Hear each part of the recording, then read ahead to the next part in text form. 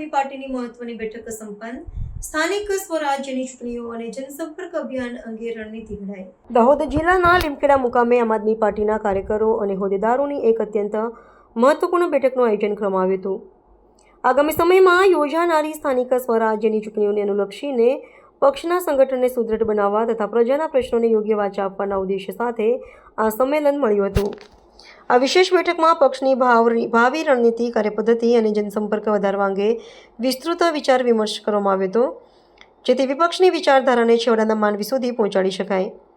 આ બેઠકમાં મુખ્યત્વે પાયાના સ્તરે એટલે કે બૂથ સ્તર સુધી પક્ષના માળખાને વધુ સક્ષમ બનાવવા પર વિશેષ ભાર મૂકવામાં આવ્યો હતો। આગામી દિવસોમાં વ્યાપક જનસંપર્ક અભિયાન અંતર્ગત પ્રત્યેક ઘર સુધી જઈને પક્ષની વિચારધારા પ્રસારિત કરવાનો નિર્ણય લેવાયો છે। આ ઉપરાંત મોંઘવારી, શિક્ષણ અને આરોગ્ય જેવી પાયાની સુવિધાઓને લગતા લાંબા સમયથી પડતર પ્રશ્નો મુદ્દે આંદોલનાત્મક કાર્યક્રમો યોજવાની વ્યૂહરચના ઘડવામાં આવી હતી।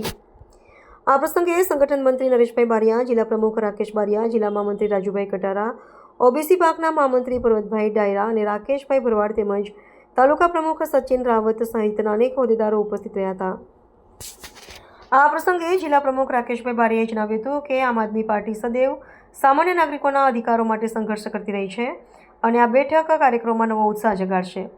તેમણે વિશ્વાસ વ્યક્ત કર્યો હતો કે પક્ષ આગામી સમયમાં જનતાની અપેક્ષાઓ પર ખરો ઉતરશે।